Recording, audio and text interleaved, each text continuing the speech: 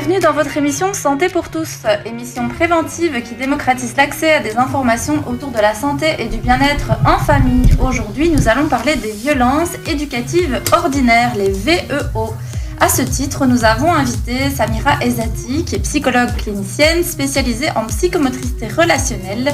Elle exerce à l'espace santé famille, mais elle exerce aussi, tu exerces à la bulle. À ma bulle magique. La bulle magique à Forêt. À Forêt, avenue Molière 84. Voilà, et un autre à la petite consultation à la Queune, au cabinet médical de Sropeur, avenue de Sropeur 224. Ah, super. Et donc voilà, elle viendra un petit peu nous éclairer sur l'impact des VEO sur la santé mentale et le développement des enfants, puisque c'est un peu son dada, les petits. Bonjour, merci d'être avec nous alors. Bonjour, c'est moi qui vous remercie. Salam alaikum. Nous avons également avec nous Sarah Deguet, psychopédagogue, professeure de psychologie. Elle vient répondre à nos questions sur les raisons de l'utilisation des VEO et sur desquelles peuvent découler plein de choses pas forcément positives. On verra ça avec elle.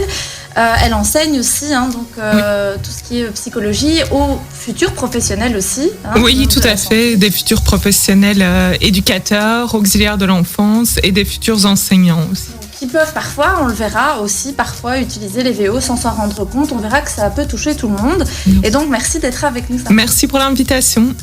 Alors, nous avons également Ayat Elarout, qui est éducatrice spécialisée, qui est directrice d'une maison d'enfants qui s'appelle Les Pousses, c'est ça La maison des enfants, c'est le compas, oui. De la SBL Les Pousses. Ouais, c'est toujours compliqué. Oui, ça va. Bon, voilà. Donc, Ayat est éducatrice, donc elle va nous partager son savoir sur l'éducation des enfants. Et donc, merci d'être avec nous. Merci à toi pour l'invitation. Alors, un sondage du DEI, Défense des enfants international, révèle que 22% des personnes interrogées trouvent que les punitions physiques sont bénéfiques.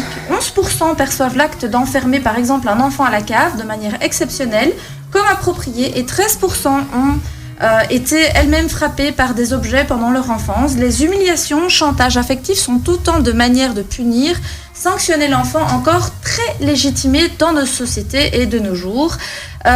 Ces violences dites ordinaires ou VEO sont répandues et nous allons voir ce qu'en pensent nos invités qui sont aussi des spécialistes de l'enfance et de l'éducation.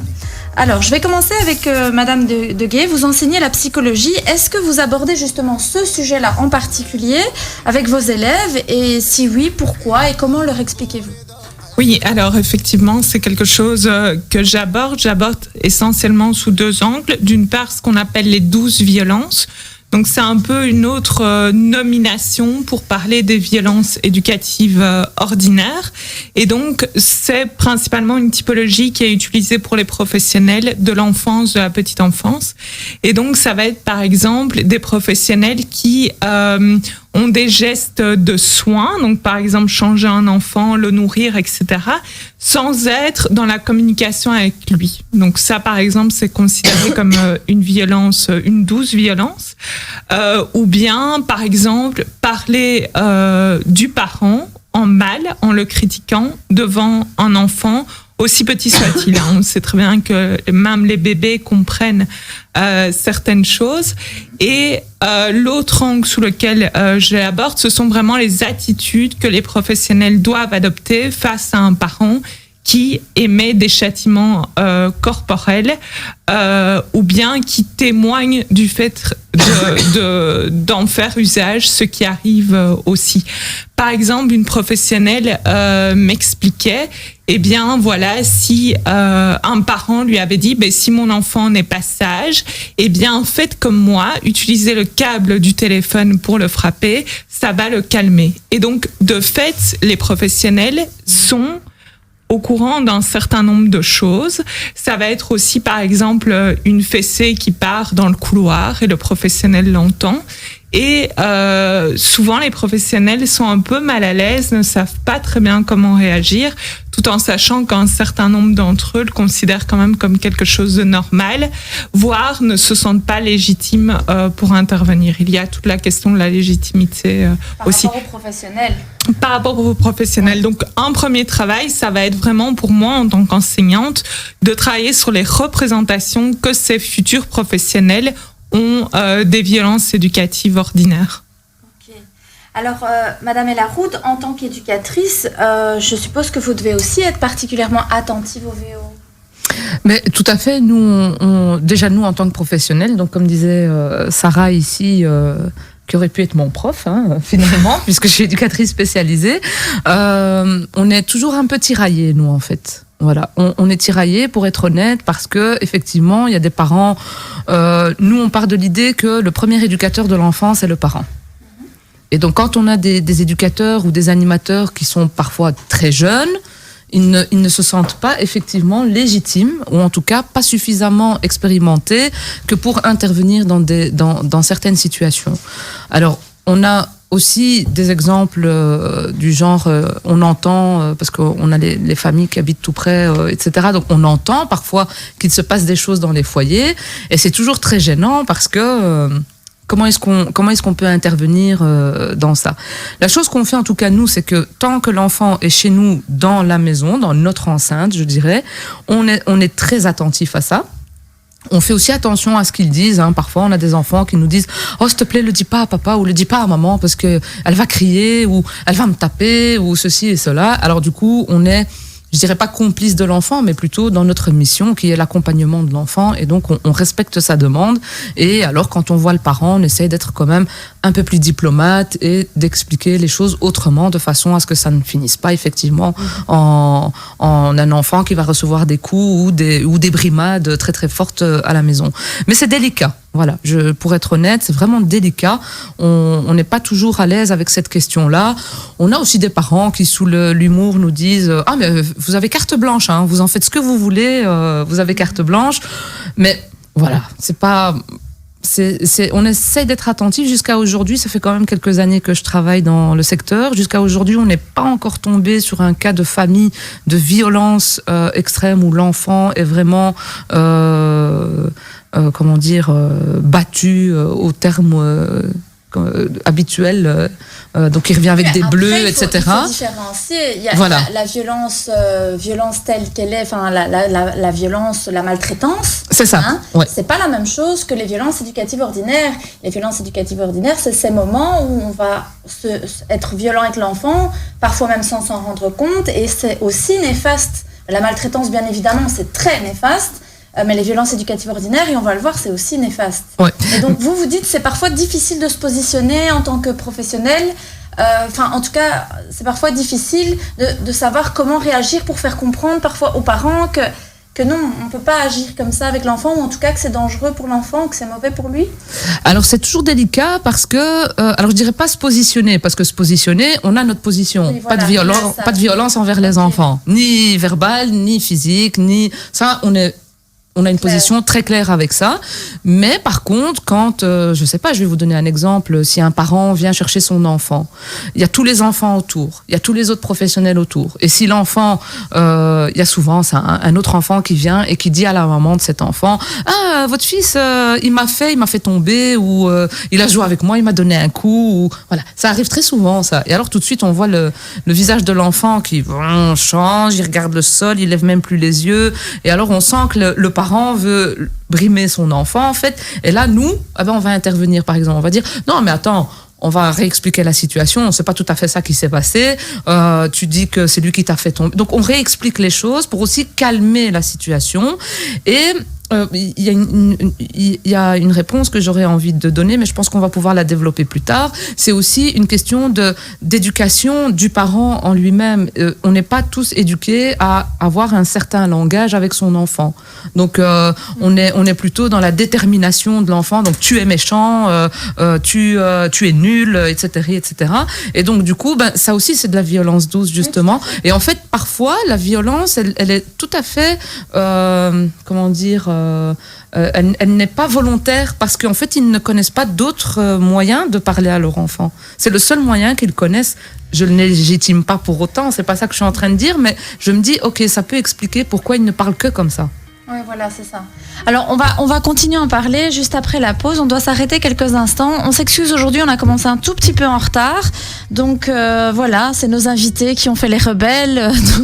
Et en même temps, ça me permettra de demander à notre régisseur de couper la clim qui vient en plein dans mon visage et qui me fait tousser à chaque émission. À chaque fois, je leur demande de couper. Et puis après, on va croire qu'à chaque émission, je tousse. Donc voilà, chers auditeurs, restez avec nous. On parle des violences éducatives ordinaires avec nos spécialistes aujourd'hui. aujourd'hui. On revient dans quelques instants. À tout de suite. Voilà, chers auditeurs, nous sommes de retour dans Santé pour tous. Nous parlons des violences éducatives ordinaires avec nos spécialistes. Nous avons 2 psys sur le plateau, une éducatrice spécialisée. Donc, on a déjà commencé avec 2 d'entre elles. Là, je voulais poser quelques questions à Madame Ezati, qui est psychologue clinicienne et thérapeute en psychomotricité relationnelle avec les tout petits et avec les plus grands aussi un peu. Ça va jusqu'à quel âge ? Ça va jusqu'à 99 ans, on va dire. Non, c'est vrai, tu peux faire de la psychomote relationnelle avec des Moi, grands. j'ai toujours, nous sommes de grands enfants. Quand j'ai affaire à un adulte, je travaille avec l'enfant qu'il a été. Ah ben voilà, alors c'est génial. Je viens d'apprendre encore quelque chose. Est-ce que vous pourriez peut-être expliquer à nos auditeurs déjà qu'est-ce que c'est que la psychomotricité relationnelle et en quoi elle est indiquée aussi dans la prévention par rapport aux violences éducatives ordinaires ? Alors, la psychomotricité relationnelle se distingue de la psychomotricité fonctionnelle. La psychomotricité fonctionnelle, on l'étudie en haute école, donc c'est une filière paramédicale, alors que la psychomote relationnelle, elle s'étudie à l'école privée. Moi, je l'ai étudiée à l'école Aucouturier, de Bernard Aucouturier. Donc, c'est Bernard Aucouturier, c'est un Français qui a, conceptualisé la pratique. Et elle me sert, moi, en tant que thérapeute clinicienne, pour entrer en lien avec l'enfant. Dans la psychomote, par exemple, fonctionnelle, là, on va être dans un souci de retard psychomoteur. Ça va plus être un travail du type kiné ou professeur de gymnastique. Donc ils ont des courbes, des tendances, un enfant doit arriver des normes en fait, il doit être capable de marcher à 15 mois par exemple, et donc si l'enfant a un retard par rapport à cette norme-là, on va mettre en place des exercices pour le stimuler au niveau moteur, etc. C'est un métier très très très noble, mais c'est pas mon métier. Alors moi, je propose une salle de psychomote avec le même matériel qu'un psychomote fonctionnel utilise, mais donc je le propose à l'enfant, mais je lui soumets rien. Moi, j'observe son envie, son désir spontané. Parce qu'au travers de son jeu spontané, il va m'apporter beaucoup d'informations sur qui il est, quel est son rapport au monde, de là où il est sur sa courbe psychique, de développement psychique. Voilà. D'accord. Et surtout, on part du postulat que le développement psychique est en lien étroit avec le développement moteur. Moi, en tant que clinicienne, c'est un outil que j'ai en plus pour entrer en lien avec les enfants qui ne sont pas du tout dans le verbal, ils sont dans le corporel. Et donc, on peut, par exemple, ils peuvent parfois exprimer au niveau de leur corps des choses qui vivent mal au niveau psychique. Et toujours. Ouais, c'est pas que parfois, c'est toujours.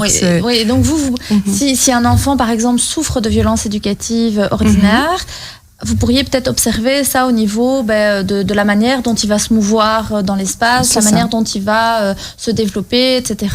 Même en consultation, ça peut se voir. Ça peut se voir, ça se voit toujours en fait.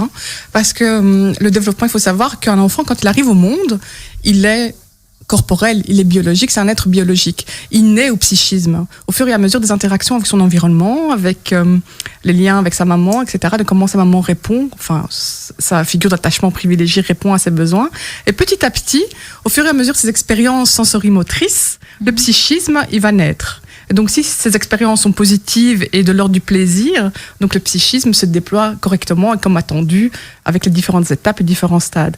Si l'enfant est exposé à un stress, à des soins inadéquats, à des réponses inadéquates, donc il fait des expériences sensorimotrices corporelles de déplaisir, et donc ça influence le développement psychique de l'enfant. Et son développement physique aussi. Et son développement forcément physique. Physique aussi, on va en parler.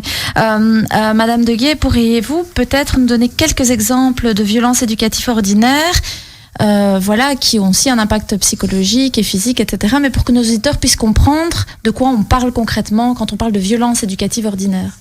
Alors, on va plutôt distinguer ce qui est de l'ordre du physique et du psychologique, même si c'est toujours une frontière qui est... conceptuel finalement. Par exemple, donner une fessée à un enfant quand il fait ce qu'on considère comme une bêtise. Ça va être aussi, par exemple, donner des tapes sur la main. On considère généralement que c'est moins violent, pourtant c'est quand même une violence. Et bien sûr, ça a un impact, comme Samira le disait, sur son développement psychique également.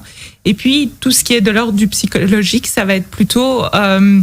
du chantage affectif. Si tu fais ça, je ne t'aimerai plus, ou je t'aimerai moins. Ou bien le parent fait la tête à l'enfant, quelque part fait la tête, ce qui est quelque chose de tout à fait infantile, comme comportement, si son enfant ne se comporte pas de telle manière. Maintenant, ça n'empêche que, effectivement, on peut dire à son enfant, maman, je ne suis pas d'accord avec ce que tu fais et ça me met en colère. C'est autre chose comme positionnement. On a aussi tout ce qui est de l'ordre, par exemple, de l'humiliation. Tu l'as évoqué tout à l'heure. Oh, mais qu'est-ce que t'es bête quand même. Mais c'est quand même incroyable, comme t'es maladroit, tu sais jamais manger correctement, tu fais le cochon, etc. Vraiment t'es des un choses. âne. Moi, je l'entends souvent. Oui, t'es un âne. Je l'ai même appris. En arabe, c'était hamar. Ouais, Je sais pas si je le dis bien correctement. je connais ce mot également. Donc, effectivement, des choses qui sont de l'ordre de l'humiliation, et c'est d'autant plus humiliant si c'est fait devant autrui, devant d'autres enfants, devant la famille, etc. Et on a aussi tout ce qui est, à titre d'illustration, des atteintes à sa sécurité affective. Donc, par exemple, priver un jeune enfant de son objet transitionnel, donc de son doudou, ce qui est une pratique que l'on voit encore, y compris en milieu d'accueil. Donc, le fait, quelque part, de priver un enfant d'atteindre à ses besoins fondamentaux, y compris la sécurité affective, eh bien, effectivement, ça constitue une violence éducative ordinaire. Et on va en parler tout à l'heure, mais notre discours à nous quatre n'est certainement pas de dire il ne faut pas sanctionner un enfant ou poser des limites. On est en train de dire certains types de sanctions ne sont pas adéquates pour son développement et effectivement il y a des répercussions, des effets tant au point de vue de son développement psychomoteur, physique, affectif, etc. à ce type d'attitude. Les parents, souvent, quand je leur dis si vous continuez à frapper vos enfants, ils vont avoir des retards d'apprentissage, des difficultés émotionnelles à l'âge adulte, on peut avoir des troubles délinquants à la puberté, enfin ça peut impacter plein de choses. Souvent, ils sont très choqués, ils s'attendent pas. Pour eux, c'est tellement normal. En fait, on banalise tellement fort, c'est tellement encore très fort accepté dans la société que parfois les parents se rendent pas compte que c'est quand même quelque chose de grave et que ça impacte très fort le cerveau de l'enfant et son développement. Donc voilà, je me demandais aussi, tiens finalement, Madame Elaroute, vous dirigez une équipe d'éducateurs et est-ce que donc vous parlez des violences éducatives ordinaires avec eux, auprès des adultes qui vont accompagner l'enfant? Donc comment vous faites ça pour en discuter avec eux, avec votre équipe? Bien sûr, on est très au fait de ça parce que, justement, vous venez de le dire, on est des professionnels. Donc, on peut avoir eu une certaine enfance, on peut avoir une certaine pensée par rapport aux violences, mais à partir du moment où on est des professionnels, on se doit d'être, j'aurais peur de dire le mot irréprochable parce que personne ne l'est, mais en tout cas, on doit être beaucoup plus attentif et vigilant à nos propres pratiques parce que justement, les parents nous font confiance en déposant leurs enfants chez nous, alors même si certains parents, comme je le disais tout à l'heure, nous disent avec beaucoup d'humour, tu sais, s'il fait trop de bêtises, ta carte blanche, fais ce que tu veux. Non, en fait. Et puis même nous, en tant que professionnels, on doit faire attention au langage qu'on utilise avec les enfants, parce que les enfants eux-mêmes le disent. Nous, on vient ici parce que c'est une bulle d'air. Nous, on vient ici parce que vous nous écoutez. Nous, on vient ici parce qu'on se sent entendu, on se sent important, parce que vous écoutez nos besoins et vous essayez de répondre à nos besoins. Donc à partir du moment où il y a ça, on doit aussi faire attention à nos paroles et à nos gestes avec ces enfants, parce que sinon on brise le lien de confiance qu'il y a entre nous, et si on brise le lien de confiance, eh bien il n'y a pas de relation éducative, rien n'est possible avec ça. Et donc, oui, moi, j'ai déjà repris parfois des personnes parce que des professionnels pensent que c'est bien d'isoler un enfant complètement de tout le reste du groupe ou de crier sur un enfant et que l'enfant se sente un peu humilié quand même. Donc, c'était pas dans la structure où je suis maintenant, mais j'ai déjà vu des éducateurs donner des baffes. Mais là, moi, j'étais jeune, j'étais stagiaire. Dans les écoles, il y a des profs qui pètent un plomb et qui arrivent pas à se contrôler. Il y en a dans certaines écoles. Moi, Je veux dire, j'ai parfois des enfants qui viennent en consultation et qui me racontent, je me suis pris une tarte par un tel, etc. Et les profs, ils sont pas inquiétés. Hein. Incroyable. Sincèrement, c'est ça qui est le plus choquant. Et c'est pour ça que je disais, la société accepte encore très fort. Ouais, c'est ceci, ça. hein. Oui, Donc, mais tu comprends, il m'a énervé. Oui, mais attends, si tu en arrives au point. Enfin, moi, j'avais 17 ans, j'étais en stage dans une institution d'enfants placés par le juge. Donc, déjà, c'était des enfants qui ne voyaient pas leurs parents. Ils vivent déjà une violence sans nom. Hein. On va pas expliquer ça aujourd'hui. Et puis, cet enfant, en fait, pleurait. Ça m'a marqué toute ma vie. Hein. Ça fait donc 20 ans, plus de 20 ans que ça m'est arrivé. Et je suis encore marquée par ça. Et d'ailleurs, ça a fait mes choix de professionnels.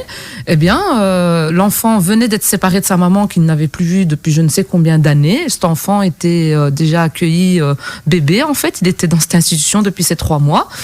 Il n'avait jamais vu sa maman. Le jour où il voit sa maman, il veut pas se séparer de sa maman. Et pour se séparer de sa maman, l'éducateur lui donne une baffe. Ouais. Mais là, moi, je vous en parle, j'en ai la chair de poule. Et là, j'ai dit, jamais de la vie, je travaillerai dans une institution comme celle-ci. Je ne peux pas me taire face à ça. C'est pas possible. Mais on doit plus se taire, On justement. doit plus se taire, en fait. Mais il n'y a pas que les baffes. Hein. Moi, j'ai eu une expérience, justement, il n'y a pas si longtemps que ça, dans l'école de mes enfants, où j'ai eu un désaccord avec un professeur. Et en fait, ce professeur et d'autres professeurs ont décidé de ne plus adresser la parole à mon enfant. Ah oui? Ouais. Et donc, voilà. Donc, il s'est retrouvé toute la journée à l'école et plus personne lui adressait la parole. C'est horrible. Et en fait, quand vous portez plainte et tout, on dit ah ça va, c'est bon, c'est rien, c'est pas grave. Non, mon enfant il rentre à la maison, il pleure, voilà. Il est ignoré dans son existence. Il est vraiment ignoré. C'est la pire chose à faire, ignorer. Et alors les autres enfants vont voir que justement, alors eux les professeurs leur parlent, mais à lui, on lui adresse pas la parole. Donc voilà. Et donc c'est des choses comme ça où parfois même les enseignants se rendent pas compte que finalement c'est pas. Mais non, mais c'est rien. C'est pour lui faire comprendre que voilà, qu'il avait pas à aller raconter ça ou qu'il devait pas répéter. Donc, mais si je peux me permettre, nous on accueille des enfants tous les jours comme ça. Hein. Donc nous c'est une école de devoirs. Ils viennent chez nous après l'école. Ils vous racontent. On fait le quoi de neuf.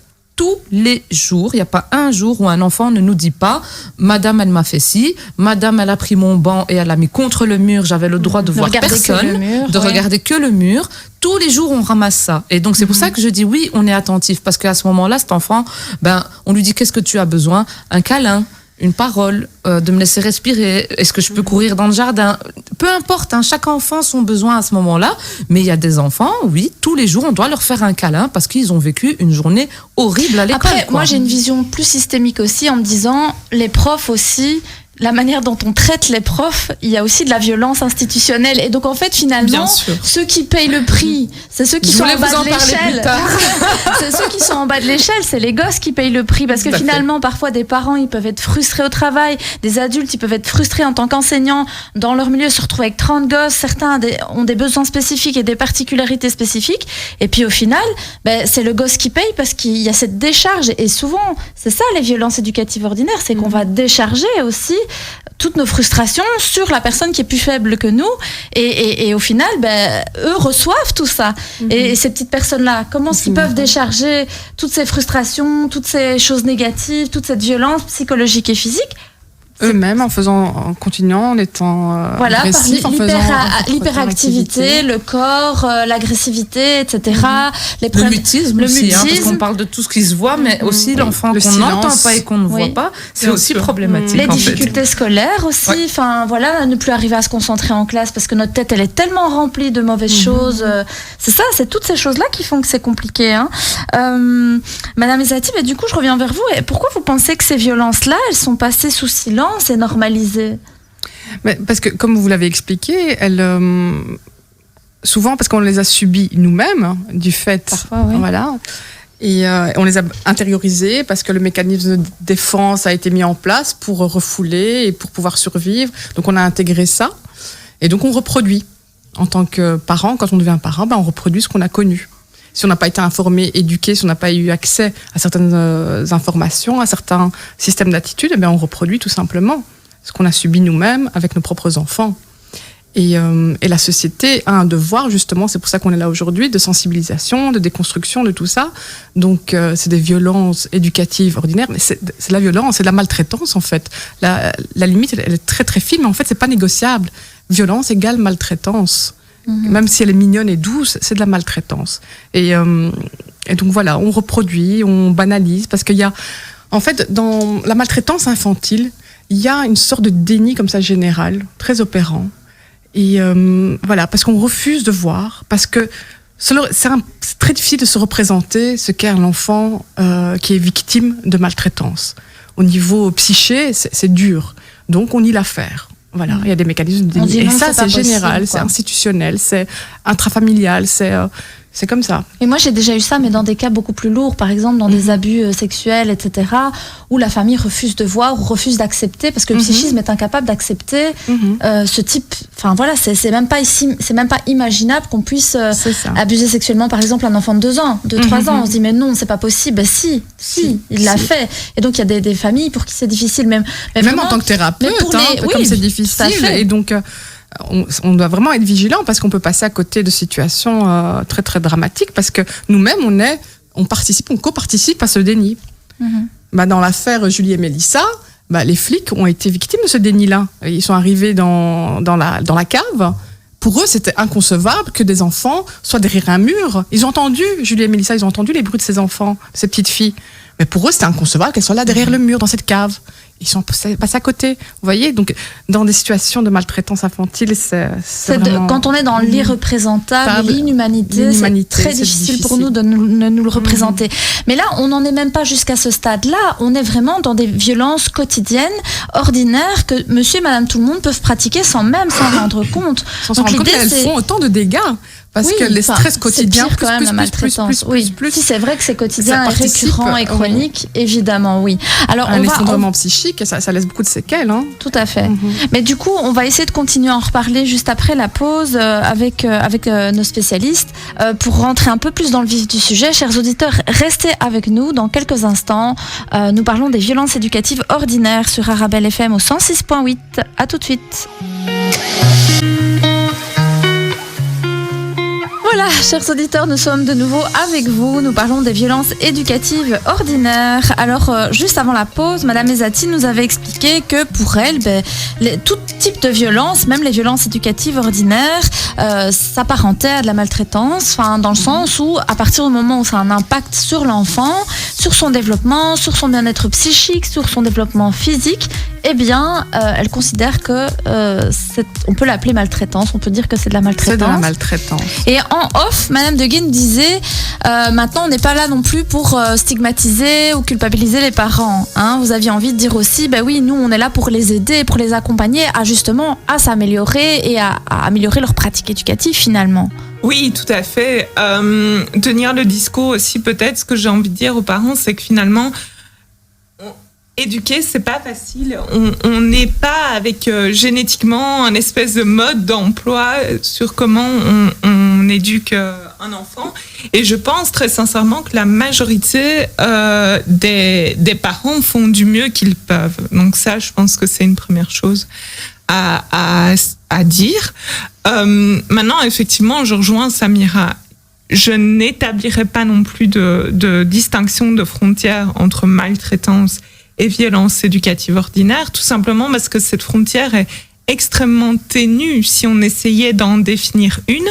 Et au vu des connaissances que nous avons actuellement sur le sujet, sur les conséquences en termes de développement, que ce soit psychomoteur, que ce soit en termes d'estime de soi, que ce soit en termes de développement intellectuel, etc., effectivement, je suis pas sûre qu'établir une frontière soit super pertinent.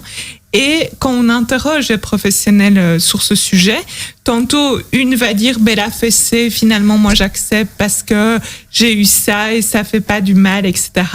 Puis une autre va dire mais non, moi j'accepte rien. Et une troisième va dire mais ça dépend si il y a des marques physiques, etc.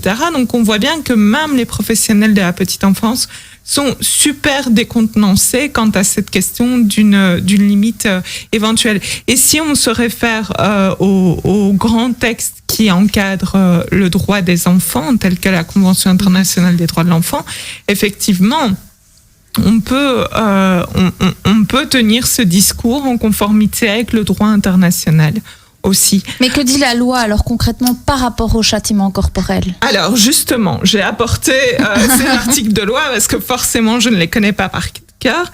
Donc, si on se réfère à l'article 19, il précise que les États prennent toutes les mesures législatives, administratives, sociales, éducatives, etc., pour protéger l'enfant contre toute forme de violence. On est bien sur toute forme de violence, d'atteinte ou de brutalité physique ou mentale, d'abandon ou de négligence, de mauvais traitement ou d'exploitation, y compris la violence sexuelle, pendant qu'il est sous la garde de ses parents ou de l'un d'eux, ou des représentants légaux, ou de toute autre personne à qui l'enfant est confié. On peut également faire appel à d'autres textes de loi tels que le Pacte international relatif aux droits civils et politiques, Convention européenne des droits de l'homme, Charte sociale européenne, etc. On va peut-être pas faire le listing, c'est pas ce qu'il y a de plus intéressant ici. On verra tout à l'heure, je suppose que tu reviendras sur cette question-là, qu'en ce qui concerne la Belgique, les choses sont beaucoup plus ambiguës. Bah oui, parce qu'il y avait, par rapport à la loi sur la fessée, je sais qu'en France c'est passé, mais en Belgique c'est pas passé, cette histoire de loi sur la fessée. Alors, effectivement, en Belgique, ce n'est pas encore passé et c'est absolument une honte nationale. Complètement. Le Belge aime bien la fessée. Mais de toute façon, le Belge, il est original, il est complètement à la masse. À chaque fois que la Belgique passe devant le Comité international des droits de l'enfant, la Belgique se fait taper sur les doigts, de manière très imagée, forcément, concernant cette question-là, parce que c'est absolument en contradiction avec le droit international. Et en réalité, un juriste comme Jacques Firenze nous dit, finalement, de manière implicite, on a quand même des choses dans la loi, forcément.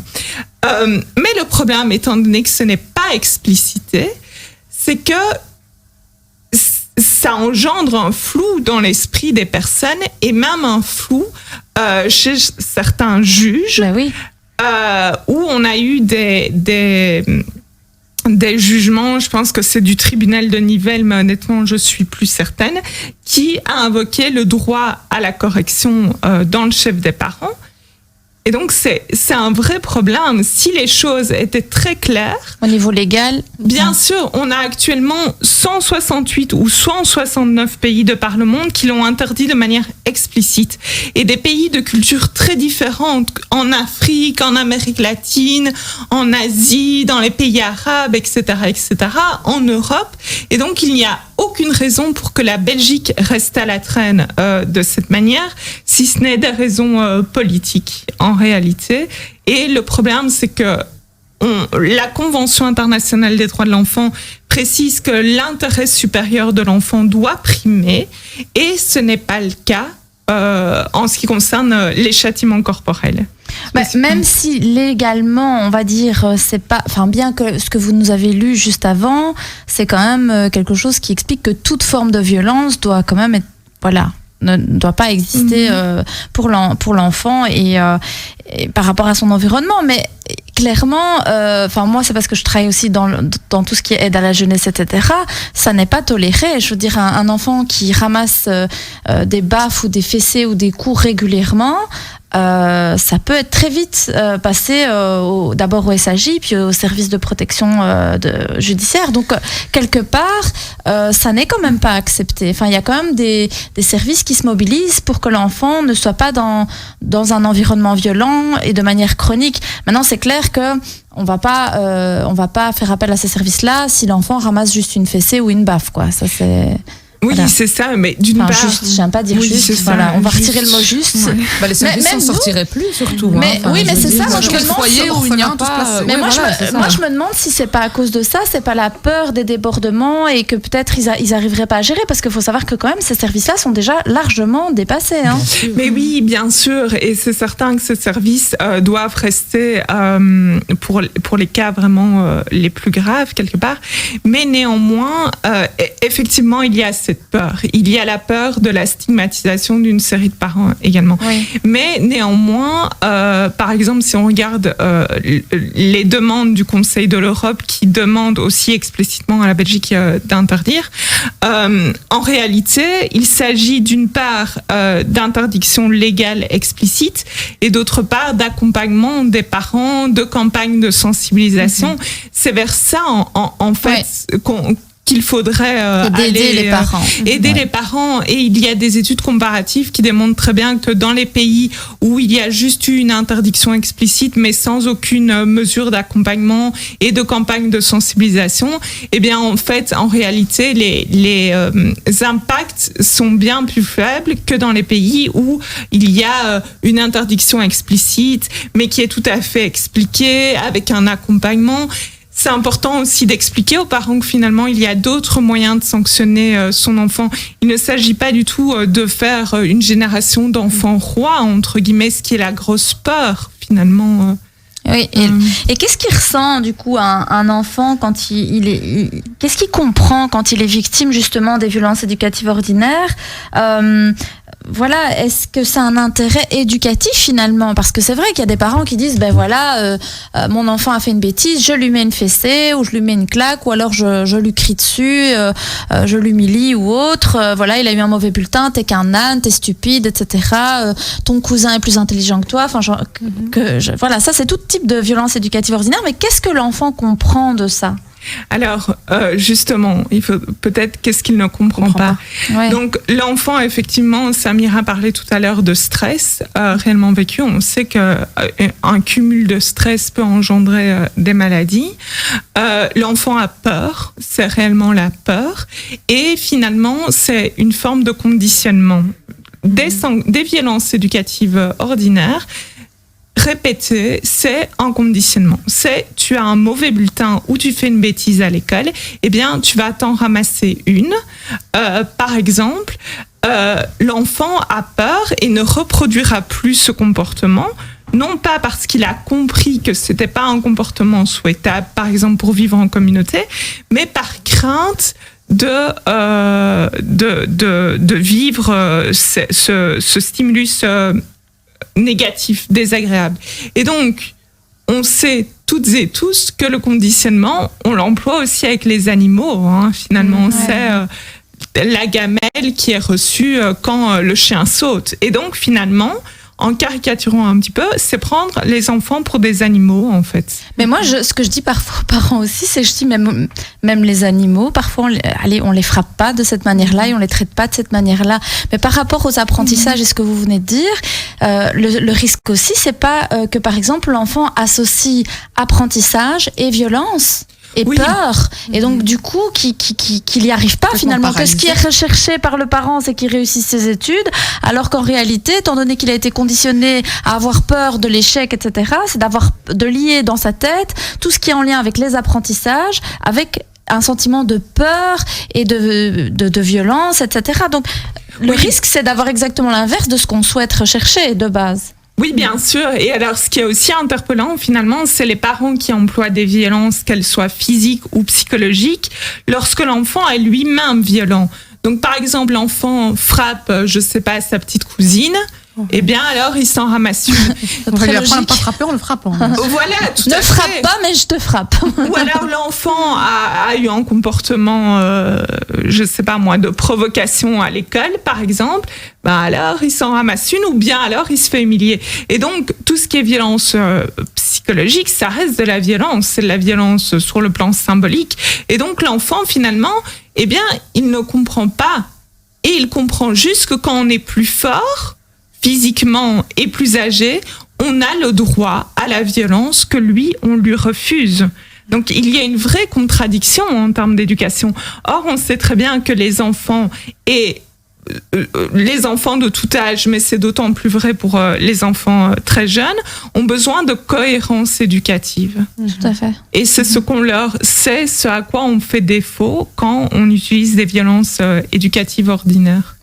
Madame Elaroute, pourquoi, selon vous, les violences éducatives ordinaires sont-elles socialement acceptées ou banalisées ? Enfin, qu'est-ce qui fait qu'on en arrive à banaliser ces pratiques-là ?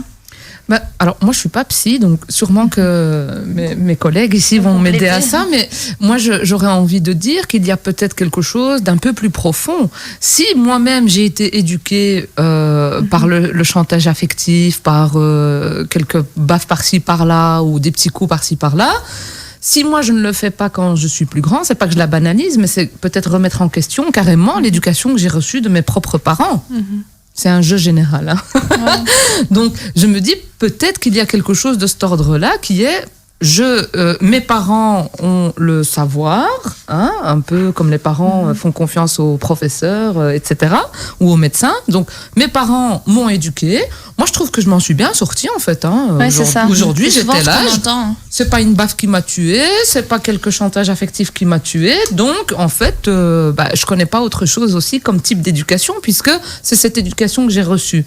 Donc, peut-être que la banalisation vient déjà rien, peut-être que de ça, ou alors cette espèce de déni, comme disait Sarah et Samira, de dire moi ça a été en fait, je m'en suis bien sortie, donc je vois pas pourquoi je ferais pas exactement la même chose. On n'a pas une autre d'autres lunettes en fait. On a reçu des lunettes dans notre enfance, on a grandi comme ça, et puis alors soit on se rebelle contre ça, on se dit moi plus jamais ça. Moi j'en ai souffert en fait. J'en souffre encore aujourd'hui, et je ne veux pas reproduire la même chose avec mes enfants, je veux tout le contraire, et donc je vais me renseigner. On entend, hein, de plus en plus de parents lisent des articles, achètent des livres, consultent, font des thérapies, etc., et ou alors on reste dans le même schéma. Mais j'ai l'impression, en tout cas, de ce que j'entends nous aussi dans nos bureaux, de certains parents, c'est écoute, hein, moi aussi, hein, je me suis fait battre, et alors quoi, je suis pas morte. Hein, oui, mais moi je leur dis, regarde ton frère, regarde ta sœur, peut-être allez, toi tu t'en es peut-être sortie, et encore, hein, est-ce que tu as pu étudier, mais quand tu regardes, tu as une sœur dépressive, tu en as un frère en prison, tu en as un autre, enfin, bon, moi c'est sans caricaturer, hein, mais moi je leur dis souvent, regarde autour de toi tes frères et sœurs. Mais moi je vais même pas jusqu'aux frères et sœurs, parce que là je sors du cercle, je vais juste dire, est-ce que ton enfant est comme toi exactement? Non, tu l'as mis au monde peut-être, mais ton enfant a peut-être pas les mêmes besoins et la même sensibilité que toi. Tout à fait. Oui. Alors, chers auditeurs, ça passe vite hein, quand on parle de ce sujet. On a 3 passionnés sur le plateau, et donc du coup, voilà, il est déjà 15h, donc voilà. Du coup, on a déjà fini notre première partie, mais on a encore 1 heure, donc voilà. Si vous avez des questions, n'hésitez pas à les poser. Écoutez, via le compte Instagram Le Blic Virginie, vous pouvez, via la page Facebook Santé pour tous officiel, via ma page Facebook aussi. Donc n'hésitez pas à nous poser vos questions en direct. Juste après la pause, on continue avec nos invités, et voilà, je regarderai s'il y a des petites questions en plus. Alors, je vous dis à tout de suite dans quelques instants dans Santé pour tous. Pour cette deuxième partie, nous parlons des violences éducatives ordinaires. À tout à l'heure. Nous sommes de retour dans votre émission Santé pour tous, émission préventive qui démocratise l'accès à des informations autour de la santé et du bien-être en famille. Dans cette émission, nous parlons de violences éducatives ordinaires. Vous êtes dans la deuxième partie de l'émission. Nous sommes avec Samira Ezati, psychologue clinicienne et thérapeute psychomotricité relationnelle. Nous sommes avec Sarah Deguet, psychopédagogue, professeure de psychologie, et avec Ayat Elarout, éducatrice spécialisée et directrice de maison d'enfants. Dans cette première partie, nous avions un petit peu expliqué finalement qu'est-ce que c'était ces violences éducatives ordinaires, quels impacts elles pouvaient avoir aussi sur l'enfant, et puis sans vouloir culpabiliser les parents non plus, on voulait quand même faire comprendre aux parents que nous étions là, les professionnels aussi, pour les accompagner, les soutenir, leur expliquer qu'il y avait plein d'autres manières de pouvoir éduquer l'enfant. Et donc je revenais un petit peu du coup vers Madame Ezati. Est-ce que vous pourriez nous expliquer ce dont a besoin un enfant pour se développer harmonieusement, et quelles sont les conséquences des violences éducatives ordinaires sur son développement? Alors, un enfant a besoin essentiellement d'amour, et un amour inconditionnel. Il a besoin de se sentir aimé, d'être sécurisé, rassuré. Voilà ce dont a besoin un enfant pour se développer harmonieusement. Après, on peut l'aimer, mais pratiquer les violences éducatives ordinaires. non, c'est pas aimer quand on pratique des violences éducatives ordinaires. Ou c'est aimer maladroitement peut-être. Enfin, pour certains, c'est mettre des limites, c'est mettre du cadre. En effet, l'enfant, il a besoin de limites et de cadre pour l'aider à grandir.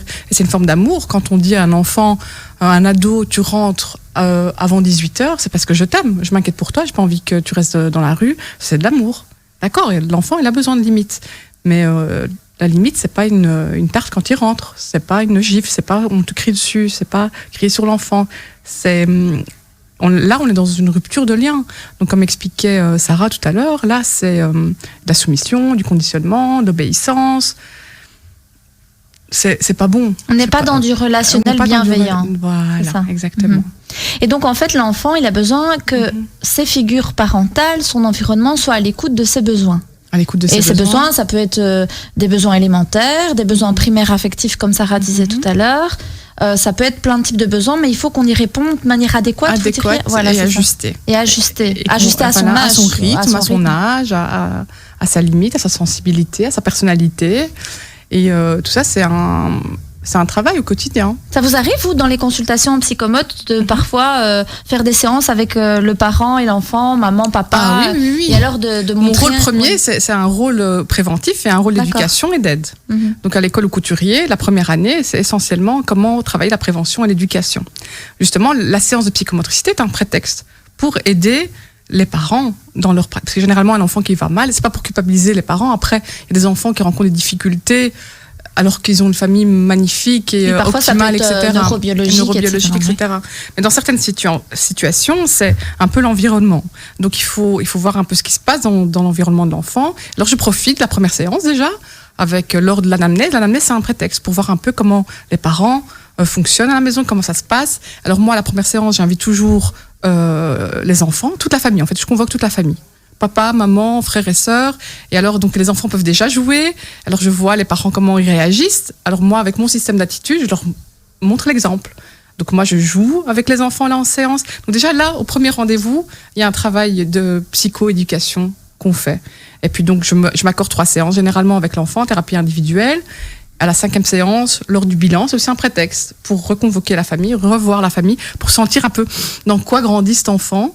Et moi, au travers de mes réactions, de mes réponses, du regard que j'apporte, nouveau regard que j'apporte sur l'enfant, donc je permets aux parents de faire autrement, en fait, et de se remettre en question. Et là, à des moments, on me confie que, voilà, on a recours à des violences, pour l'éducation, pour éduquer son enfant. Alors là, je dis, OK, c'est bien d'accepter, d'en prendre conscience, je vais vous aider à faire autrement. Et j'explique, tout simplement, j'informe. Donc et il y a des séances bébés. Quand c'est avec des bébés, par exemple, là, je suis présente avec la maman ou le papa. Ah oui, quand c'est des tout petits. Voilà, et il y a des structures qui offrent aussi des séances de psychomotricité, parents, enfants, en groupe. C'est très chouette aussi parce qu'on s'inspire de la manière de faire de l'autre papa, de l'autre maman, et on s'inspire des uns des autres et ça nous aide en fait. Ça aide les parents. En tout cas, j'encourage des parents à aller consulter. Ou en tout cas, c'est vrai que reconnaître, c'est déjà un premier pas vers l'amélioration des pratiques. Le fait d'aller s'asseoir et dire, ben oui, j'en peux plus. Ou moi, j'ai beaucoup de mamans burn-out, par exemple, ou des mamans seules ou des papas seuls qui doivent gérer plusieurs enfants tout seuls et qui parfois, voilà, ils pètent un plomb et c'est les enfants qui ramassent parce que justement ils sont à bout. Et finalement, le fait de pouvoir s'asseoir chez un thérapeute et le dire, c'est déjà un premier pas en disant bah oui, il faut qu'on m'aide en fait. J'ai envie de changer les choses quoi. Si je peux souligner un truc hyper important, ce que tu dis ici Samira, c'est ça que beaucoup oublient de faire, c'est de donner une alternative en fait. Exactement. C'est un peu comme ce parent qui vient et qui me dit j'en peux plus, mon gosse il est tout le temps sur les jeux vidéo. Je lui ai retiré la PlayStation, ok. Et t'as donné quoi à la place ? Bah oui, c'est ça. Enfin, je veux dire, t'as enlevé les jeux vidéo, c'est bien, bravo, c'est déjà bien, t'as compris que ton fils était trop sur les jeux vidéo. Mais alors, tu lui donnes quoi à la place ? Parce qu'après, tu te plains qu'il bouge partout, qu'il s'ennuie, que ceci, que cela. Mais en fait, l'alternative est importante. Donc, c'est super qu'un parent puisse s'asseoir devant un thérapeute et dire... reconnaître qu'il est violent avec son enfant.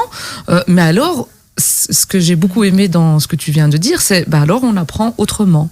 J'apprends autre chose pour qu'il puisse justement éduquer autrement son enfant.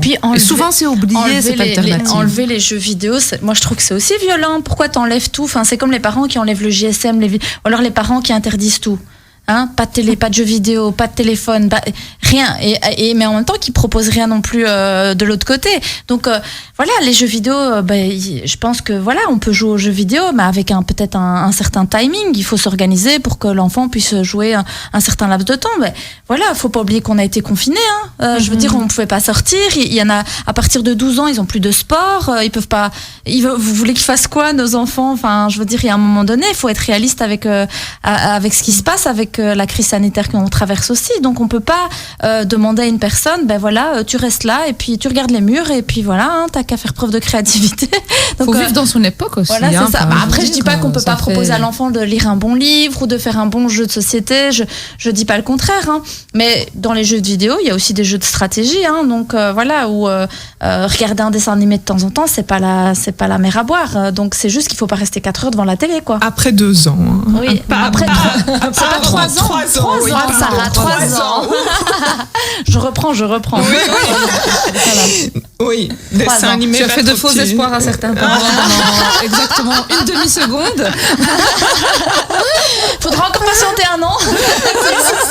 Mais en fait, les parents, ils savent pas pourquoi. Mais je vais préciser quand même pour les auditeurs qu'avant 3 ans, l'enfant, il différencie pas l'image irréelle et par rapport à la réalité. Donc en fait, il pense que ce qui se passe à la télé, c'est la vérité. Donc même si c'est des petits bonhommes dessins animés, il croit que c'est vrai. Et donc du coup, ça peut être hyper perturbant pour son subconscient, pour ce qui se passe dans sa tête, pour la gestion de ses émotions, ses peurs, etc. Et donc c'est vraiment déconseillé de montrer des dessins animés à un enfant avant 3 ans. 3 ans, pas 2 ans, 3 ans. Donc voilà, à partir de 3 ans, c'est bon. Est-ce que du coup, on a déjà parlé du fait de la limite entre la maltraitance et les violences éducatives ordinaires, mais Madame Deguet, à partir de quand est-ce qu'on fait appel à la justice, par exemple? Oui, j'aimerais juste quand même apporter une nuance supplémentaire. Donc, il faut quand même distinguer plusieurs choses. D'une part, un parent qui, par exemple, son enfant court et manque de traverser la rue, il y a une voiture qui passe, le parent l'agrippe vite parce qu'il a très peur, lui serre le poignet, on comprend, d'accord? Donc on n'est pas sur des gestes qui sont exceptionnels dus à une peur d'un parent. On ne va pas commencer à stigmatiser ses parents. On est vraiment dans des pratiques comme celles qu'on a évoquées. Alors, quand faire appel à la justice, eh bien, forcément, à nouveau, ça fait référence à la limite entre maltraitance et violence éducative ordinaire. Les professionnels, de mon point, je dirais, doivent faire appel à la justice à partir du moment où l'enfant est en danger, mais un enfant en danger, comme on l'a évoqué tout à l'heure, ça peut être aussi un enfant qui va avoir évidemment des comportements violents, des comportements dépressifs, etc. Mais parfois, certains enfants sont plutôt dans leur repli sur eux-mêmes, dans une forme d'isolement par rapport aux autres enfants. Et il appartient aux professionnels de suivre tout un processus qui passe par l'observation croisée, etc. Maintenant, à partir du moment où un enfant est en danger, il faut faire appel à la justice. Bien sûr, il y a toute une série d'étapes préalables telles qu'on en parle à sa direction, on contacte des services de prévention, on fait appel à SOS Enfants pour demander des renseignements, etc. Oui, donc et après c'est tout parce que il y a des parents qui parfois ont très peur quand on dit on va passer par le SAGI ou SOS Enfants pour voir comment va votre enfant, etc. Parfois ils disent on va placer mon enfant directement, etc. Non, mais parfois le professionnel il est limité dans ses compétences et il se dit là je dois déléguer un petit peu à un organisme un peu plus spécifique qui va aussi mettre un cadre légal autour de ça, parce que nous on peut avoir des parents qui viennent chez nous qui sont dans une démarche vraiment sincère de vouloir s'améliorer. Et puis il y en a d'autres, rien à foutre de ce que tu me racontes. Moi je tape mes gosses, mes enfants sont à moi et si j'ai envie de les taper, je les tape et c'est comme ça. Et donc ces personnes-là, en effet, on est obligé de faire appel à la justice. Enfin, vous voyez ? Bien sûr. Alors, quand il n'y a pas de remise en question des parents, c'est ça que je voulais dire. Oui, c'est ça, tout à fait. Alors, si je peux raconter une anecdote, donc j'ai travaillé dans le milieu associatif pendant un certain nombre d'années, et à l'époque, on avait un directeur qui ne prenait pas du tout ces questions-là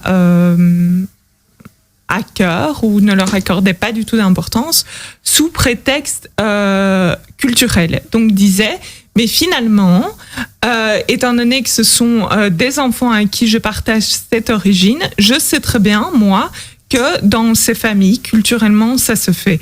Et donc, c'est un espèce de faux prétexte qui met les enfants en danger, finalement, qui ne leur apporte pas le soutien nécessaire. Et donc, être dans un discours, que ce soit un discours de type ethnocentrique ou que ce soit un discours de type du relativisme culturel, c'est pas du tout quelque chose qui est souhaitable. Ce qui doit primer, c'est l'intérêt supérieur de l'enfant. Et donc, c'est absolument problématique que des professionnels aient encore ce type de raisonnement. Mais on en parlera tout à l'heure, mais en plus c'est totalement faux. Mais bien Croire sûr. que c'est culturel, il y a moi j'entends souvent ça. Oui, mais vous savez, chez nous les Arabes on tape sur les gosses. J'ai écouté, je m'excuse mais moi j'ai plein de familles maghrébines en consultation et tout le monde ne tape pas sur ses enfants, donc faut arrêter avec ce truc mais chez nous c'est comme ça. Ben non. Et de toute façon, je connais aussi des familles belges qui ont des pratiques éducatives abusives, qui peuvent avoir des violences éducatives ordinaires. Faut pas croire que c'est typique d'une culture, d'une nationalité, mais on pourra en parler un petit peu tout à l'heure aussi. Juste si je peux me permettre. Et le second argument de ce directeur, c'était de dire, finalement, les enfants vont être retirés à leurs parents. Mais c'est pas vrai. Alors corrige-moi si je me trompe, parce que tu es bien plus au fait que sur la question que moi. Il me semble qu'on est quand même dans un pays où on retire peu l'autorité parentale. Ouais. Et il y a d'abord toute une série d'autres mesures, des mesures d'accompagnement, etc.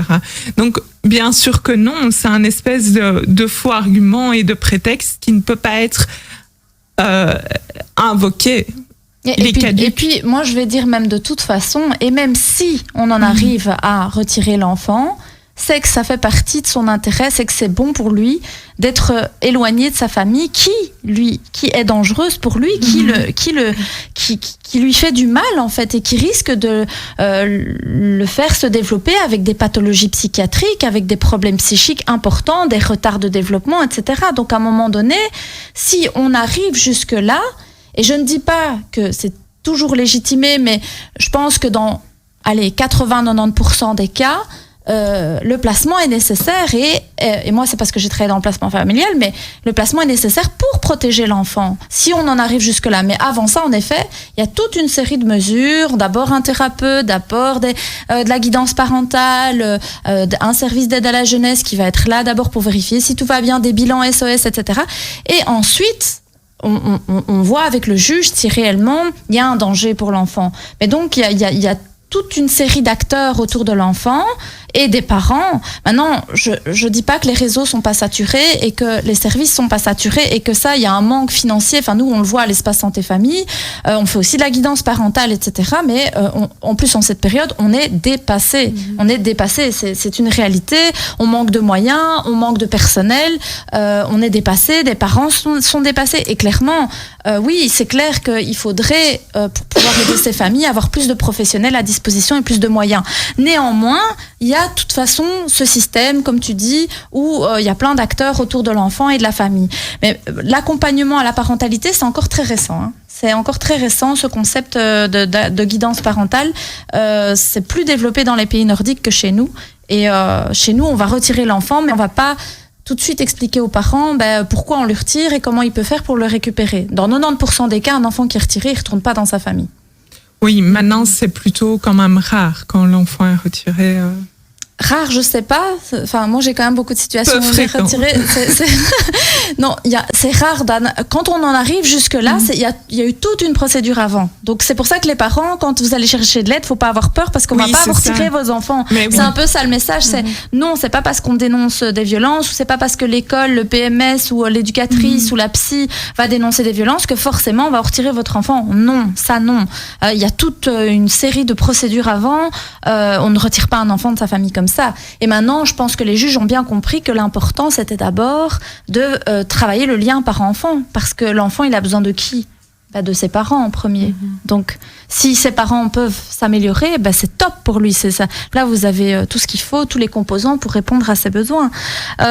Du coup, je reviens un petit peu avec Madame El Harout, qui elle est éducatrice et qui est souvent face à des parents aussi. Hein. Donc, est-ce que ça vous arrive d'avoir une discussion avec les parents suite à des pratiques que vous estimez abusives ? Est-ce que ça vous arrive de parler entre quatre yeux et dire, écoute, là, voilà, t'exagères un peu Oui, tout à fait. Enfin, quand c'est vraiment récurrent ou que c'est vraiment, flagrant, je dirais.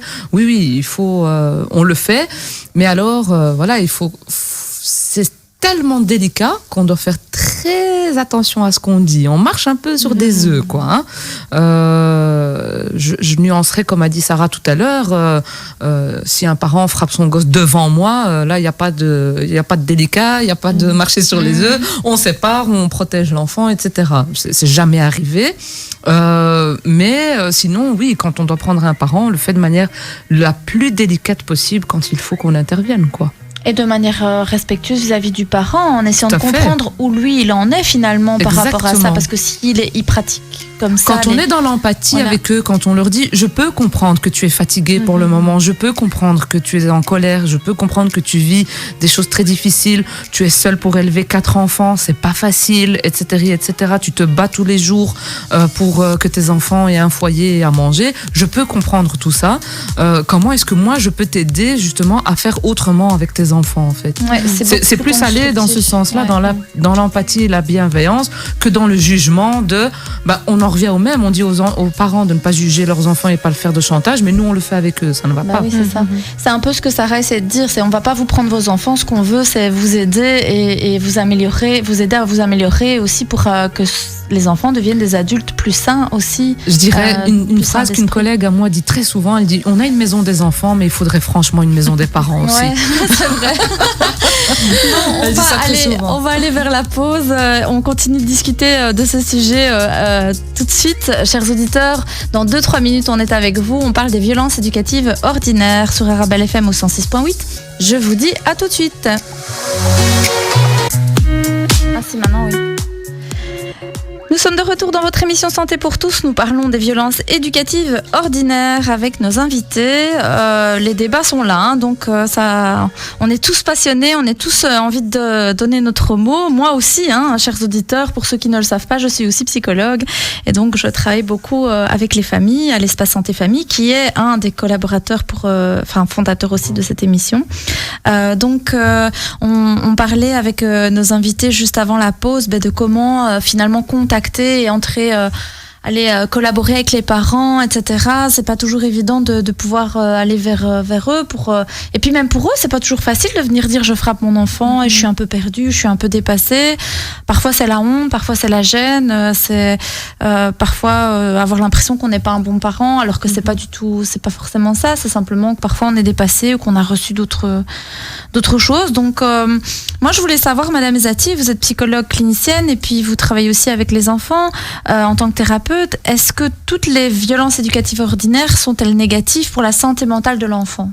Oui, toutes. Sans exception. Sans exception. Sauf quand on traverse la rue et que l'enfant traverse et qu'on l'attrape par le bras. Donc alors à ce moment-là, c'est pas ordinaire. Oui, parce que c'est pas quotidien. Extraordinaire. On a eu très peur et ça a été un geste suite à la peur. Moi, j'avoue que c'est déconné. Hein. Franchement, c'est pas pour dire, chers auditeurs, mais moi, je suis une angoissée de la vie avec mes enfants. S'ils tombent ou s'ils vont se faire écraser ou si, ça y est, je vais crier « Ah, mais pourquoi ? Mais attention !»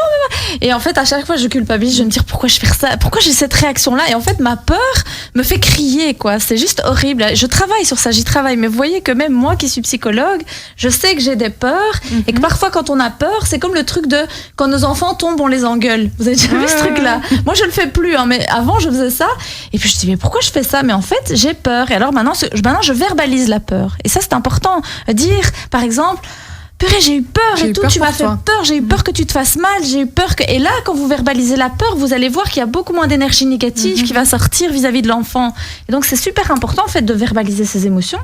C'est C'est ça, Madame Ezati. Donc C'est en fait, ça. c'est un peu votre job, quoi. C'est mon job, de mettre des mots sur nos émotions.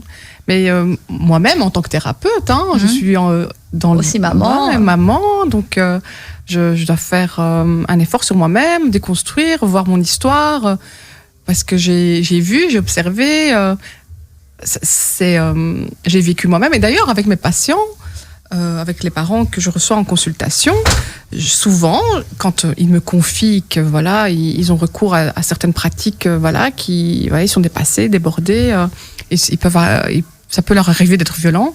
Alors moi, je leur pose la question, souvenez-vous de quand vous étiez petit ou petite fille, et quand vous subissiez une claque ou certaines violences, comment vous étiez dans votre corps. Rappelez-vous les sensations corporelles de vos émotions. Alors là, tout de suite, c'est souvent l'émotion qui vient. Et alors oui, j'ai été petite fille. J'ai été une petite fille maltraitée aussi, qui a subi ce genre de pratiques éducatives. Et je sais que c'est pas chouette, c'est pas cool. Ouais, qu'est-ce que vous ressentez ? Et voilà. Et maintenant, vous êtes occupé à faire subir ça à votre enfant. Alors là, ça commence. Là, le travail commence. Là, on tient quelque chose.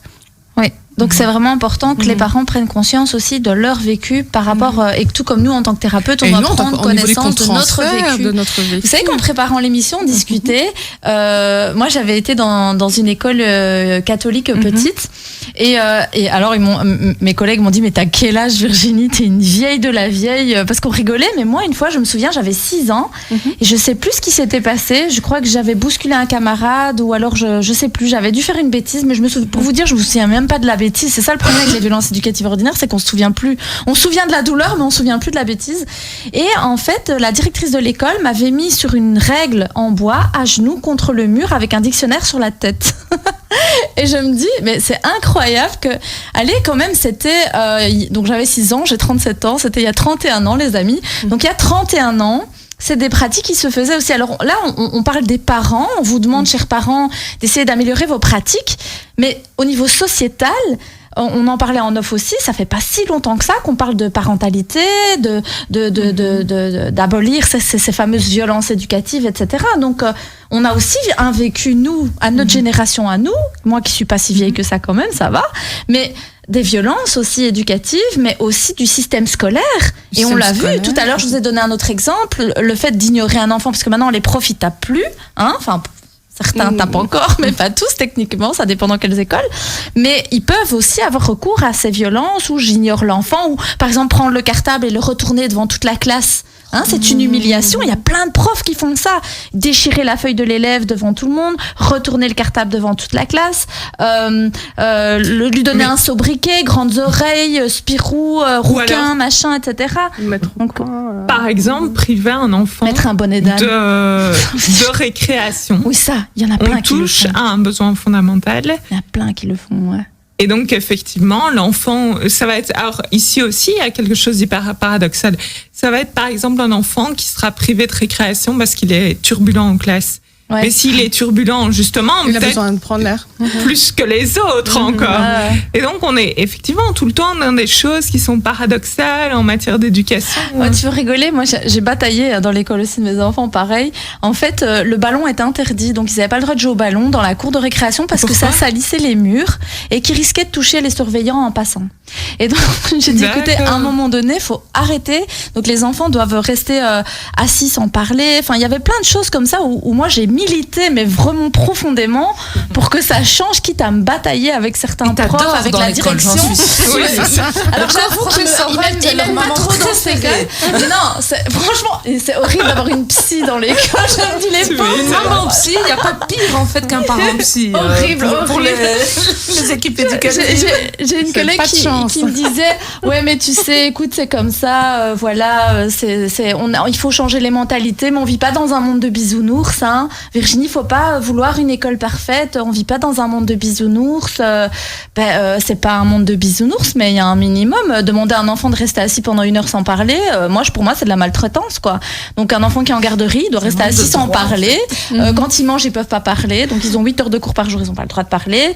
Voilà, c'est toutes des choses où finalement, c'est aussi de la violence éducative ordinaire et qu'on retrouve aussi sociétalement. Et donc on peut pas faire la morale entre guillemets rien qu'aux parents.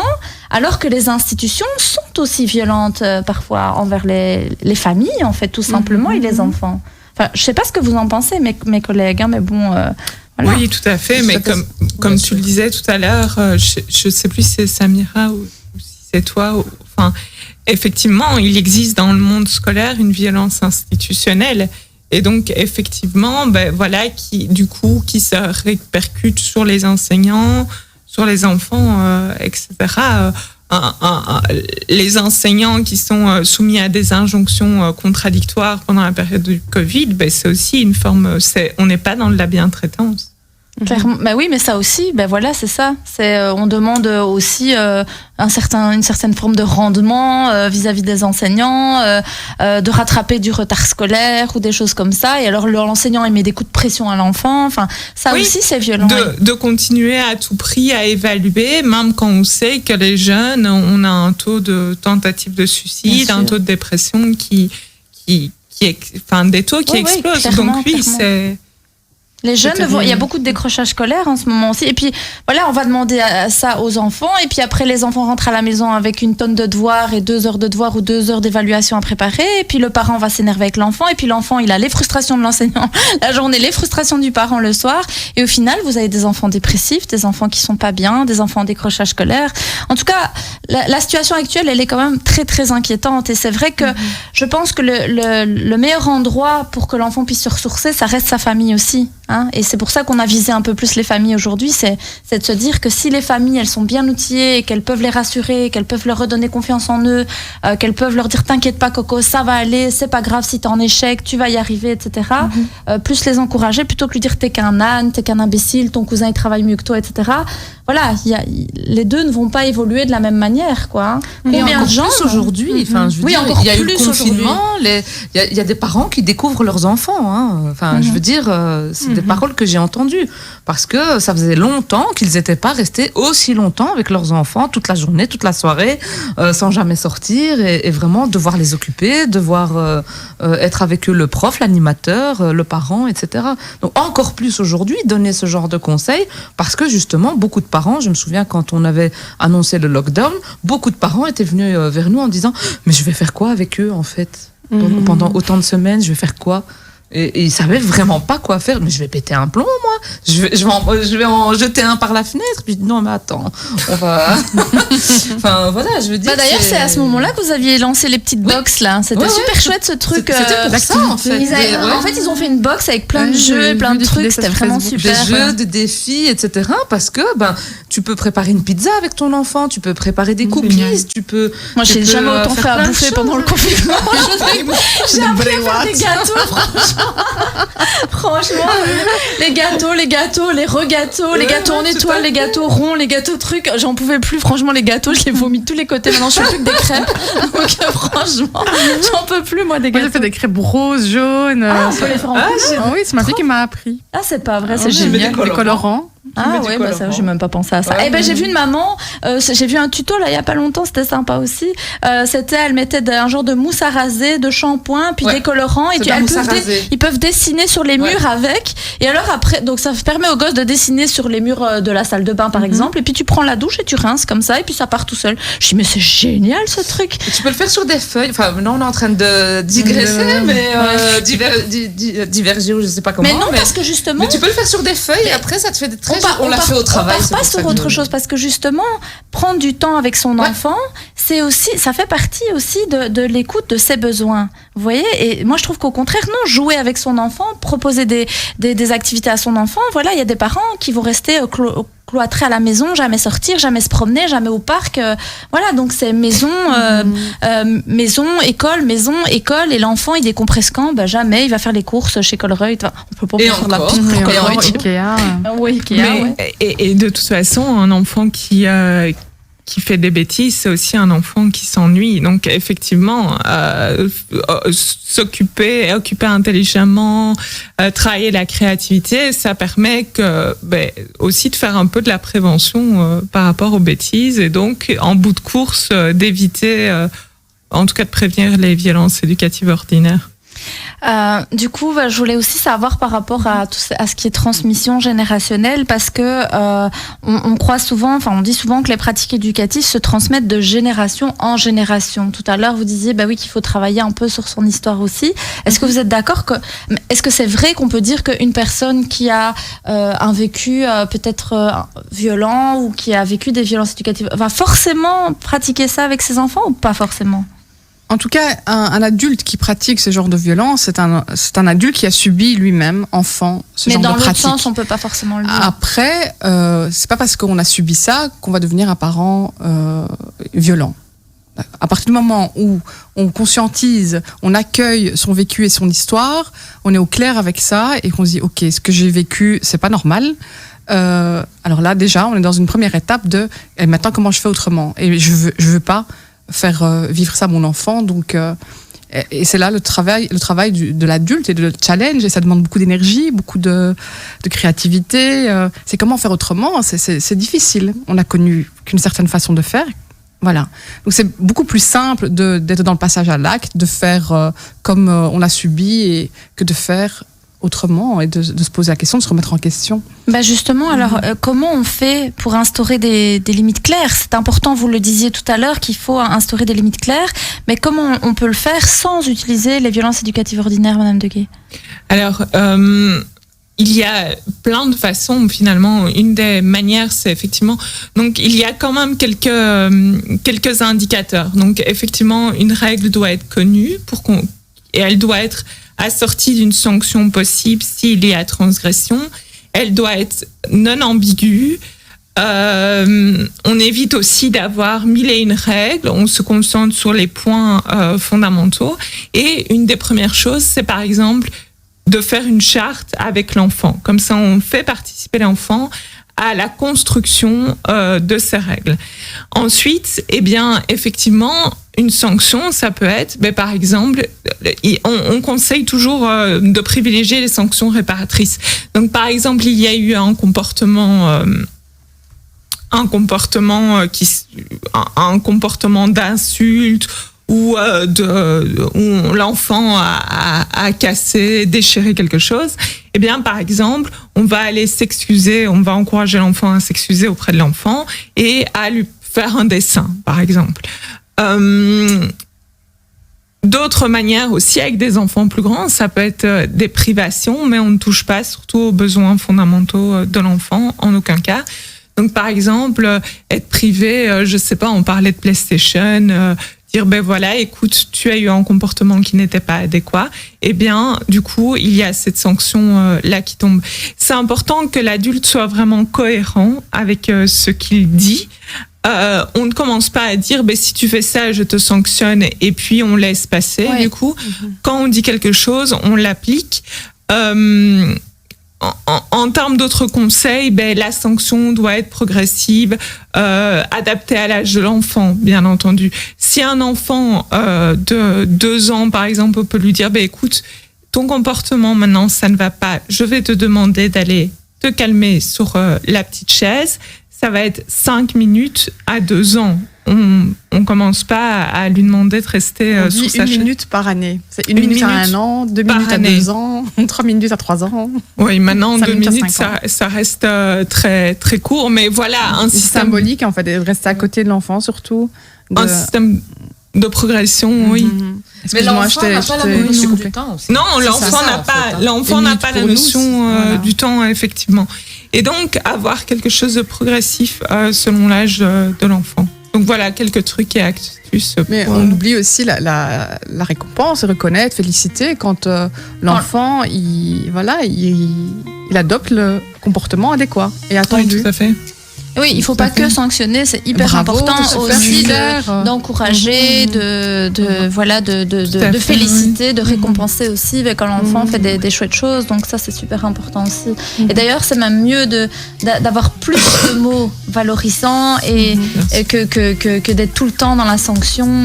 Voilà. Et encore une fois, la sanction par rapport à des comportements, on en parlera peut-être après, mais des comportements qui sont vraiment transgressifs entre guillemets. C'est pas parce qu'un enfant fait tomber son verre ou casse une assiette ou je sais pas moi salit quelque chose qu'il faut sanctionner. Bien sûr. Parce que il y a le problème, c'est qu'il y a des parents qui vont sanctionner parce qu'un enfant bouge. Oui, voilà, par ça, exemple, il reste pas assis, alors je le sanctionne. Il a fait tomber un verre, alors je le sanctionne. Sauf que ça fait partie du développement de l'enfant. Et c'est toujours le comportement qu'on sanctionne s'il y a lieu de sanctionner. C'est pas un jugement qu'on porte sur l'enfant en tant que personne dans son intégrité. Tout à fait. Voilà, chers auditeurs, on est obligés de partir à la pub. Enfin, à la pub, je sais pas si j'ai le droit de dire pub. On fait une pause, hein, en gros. Donc voilà, on est obligés d'aller à la pause. Et voilà, mais c'est pas grave, on revient dans quelques instants pour la toute dernière partie de l'émission. À tout de suite, chers auditeurs. On parle des violences éducatives ordinaires avec nos invités.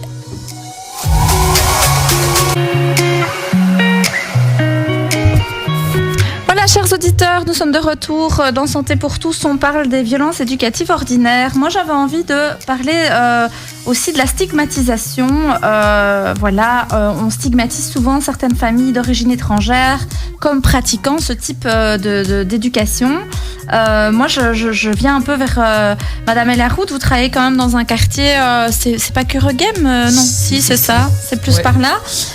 Est-ce que on retrouve ces violences éducatives ordinaires en fait dans toutes les familles? Et alors après, je vais demander à Madame Deguet ce qu'elle en pense aussi. Est-ce que pour vous, en fait, ça peut arriver chez toutes les familles ou est-ce que c'est vraiment que dans certains types de familles qui sont issues de la diversité? Non, bien sûr. Moi, je dirais que ça peut arriver dans tous les foyers, dans des foyers précarisés, comme dans des foyers tout à fait, entre guillemets, bobo, intellect, etc. Ça peut arriver vraiment partout. Mais malheureusement, les quartiers comme celui où je travaille, donc à Clémenceau, est beaucoup plus stigmatisé juste parce que, on en revient à des questions beaucoup plus historiques, du racisme, etc. Donc, l'étranger est un sauvage. Et donc, qui dit sauvage, dit violent. Donc, je pense que là, c'est pas du tout de mon ressort, c'est plus mon avis personnel, c'est pas mon avis professionnel, mais il y a de ces questions-là. Mais moi, comme je dis, je trouve aussi énormément de générosité et d'amour dans ce quartier, en fait. Il y a une générosité incroyable et ils sont très inquiets pour leurs enfants. Alors, certes, peut-être qu'ils donnent des baffes par-ci, par-là ou sont un peu durs dans leurs paroles, mais je vous assure, vous touchez à un seul cheveu de leur enfant, ils sont très inquiets et très investis dans l'éducation de leurs enfants. Donc c'est plutôt de l'ignorance parfois que certaines familles complètement. Pour moi, ils se rendent pas compte de l'impact négatif. Et c'est vrai, moi on n'a pas spécialement beaucoup parlé de l'impact négatif de ces violences. Madame Deguet, qu'est-ce qui peut y avoir comme impact sur son développement aussi. Je peux juste terminer. Dans ce quartier-là, par exemple, c'est le quartier très connu pour le moment où l'immigration syrienne est très importante. On a des enfants qui viennent de la guerre. Oui. Alors quand on dit à un parent, oui, tu sais, en fait, il faudrait que tu parles... Il te regarde et il te dit... j'ai traversé 5 pays. Ouais, c'est ça, quoi. Et j'ai traversé 5 pays parce qu'une bombe est tombée à côté de chez moi. Il y a aussi ça, en fait. On doit se rendre compte que la violence, de la réalité de certaines familles. Donc voilà, c'est aussi ça que je voulais. Il n'y a pas que ça. C'est pas parce qu'on a une bombe sur sa maison qu'on frappe les enfants. Enfin, moi, je sais qu'il y a des familles qui sont ultra bienveillantes malgré qu'elles ont vécu des choses très très difficiles. Enfin, moi, je veux dire, j'ai connu des familles, par exemple, qui ont quitté l'Algérie pour des guerres civiles, etc., qui ont eu très très peur et qui ont vécu des choses assez difficiles. Je m'excuse, je vais couper la musique parce que notre régisseur a oublié. Donc voilà, je viens de la couper.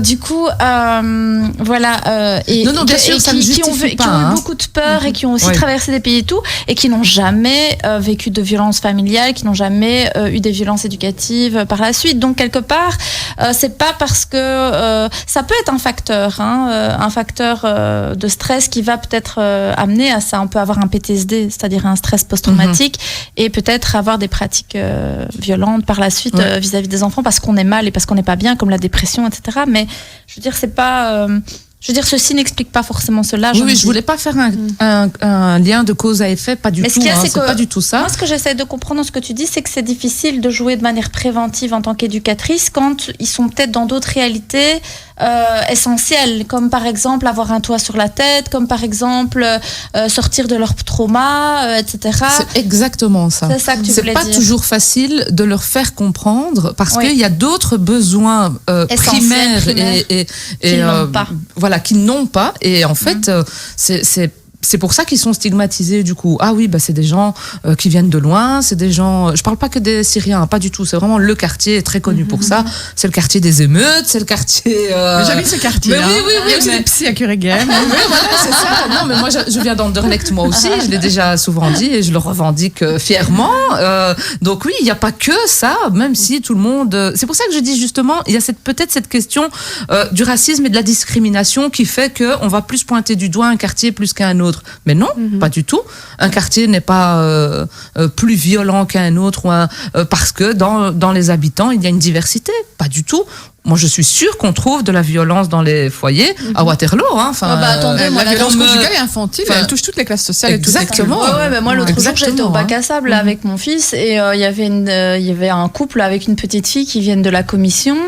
Et quand la mère, elle maltraitait sa gamine, mais la petite, elle avait 2-3 ans. Elle était énervée parce que la petite, c'est une petite de 2-3 ans, elle est dans l'opposition, évidemment. Elle pétait des plombs, elle l'attrapait par le bras, la secouait et tout. Et puis, moi, je suis partie vers elle, je dis, oui, c'est un peu difficile pour le moment. C'est vrai que les petites filles, parfois, elles s'opposent beaucoup aux mamans pendant cette période, mais vous inquiétez pas, ça va passer, il faut pas s'énerver. J'ai essayé de lui dire que, qu'il fallait patienter, qu'il fallait parler avec elle, ou alors qu'il fallait laisser un peu le papa s'en occuper. Moi, je dis, allez, donne-la au papa, comme ça, le papa, tu vas un peu souffler. Mais elle avait l'air complètement épuisée, cette maman, et c'était une maman qui travaillait à la commission. Mais donc ça veut vraiment rien dire. Ça veut rien dire. J'ai déjà entendu moi des gens qui disaient oui, mais ces gens-là, donc les gens des quartiers comme ça, ils s'inquiètent pas trop de leurs enfants, ils en ont tellement, ils savent même pas qui rentre, qui sort. Moi, j'ai des parents qui viennent chercher leurs enfants jusqu'à leurs 12 ans, même 14 ans. Ils les amènent et ils viennent les reprendre à la fin de la séance de soutien scolaire. Donc dire ça, c'est complètement faussé et ça vient, je pense, vraiment d'une question systémique, institutionnelle, de ce racisme banalisé, de cette discrimination. De toute façon, moi je suis belge, j'ai 7 frères et sœurs, donc je veux dire à un moment donné, faut arrêter le cliché, quoi. C'est le cliché baraki, quoi. Aussi, là, j'ai envie de dire. Ah merci, non, c'est pas toi, mais je veux dire, il y a tous ces clichés. C'est discrimination justement. Qui a une famille voilà. C'est la discrimination. Elle vient de ça. C'est des clichés justement. Et qui influence nos pratiques. Il faut voilà, vraiment c'est ça. être. C'est ça que je veux dire. Le tu, c'était un tu général, pas le tien. Mais je veux dire, non. C'est important de se dire ça. Mais en fait, c'est aussi une violence. Mais oui, le racisme, les discriminations sont réellement des violences, sont des violences qui ont un impact en termes de santé mentale, en termes de possibilités dans une société pour l'individu, etc. Donc, c'est aussi une violence qu'il faut déconstruire tout à fait. D'ailleurs, il faudrait qu'on fasse une émission sur le racisme et l'impact sur la santé mentale du racisme. Franchement, moi je vais vous inviter. Alors là, on a de quoi dire. Franchement, oui.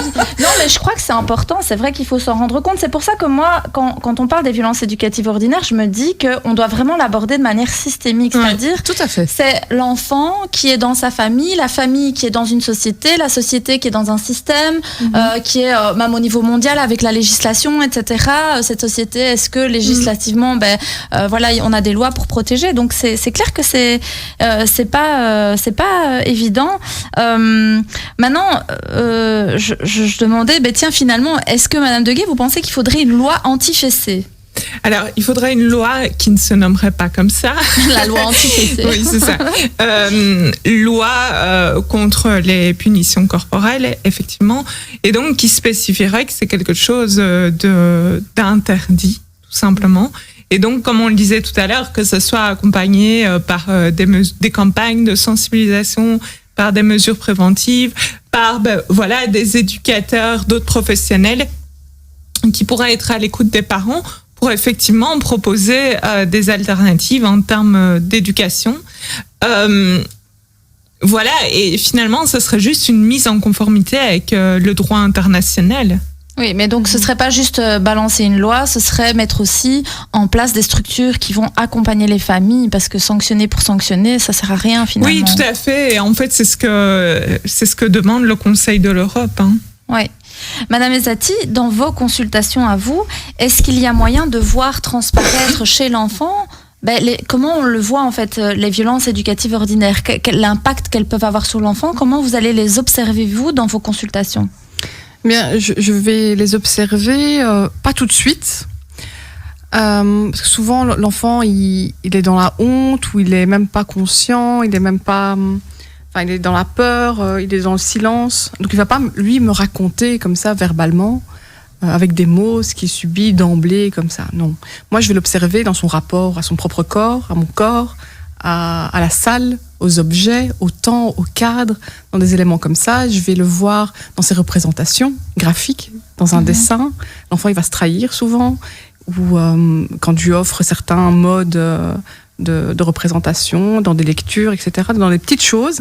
Mais c'est après avoir créé un lien de confiance, après avoir installé ce cadre, que petit à petit, je peux observer ce genre de pratique. Et alors, ça vous arrive du coup de renvoyer ça vers de revenir vers le parent et de dire votre enfant est en détresse ou a peur de certaines choses?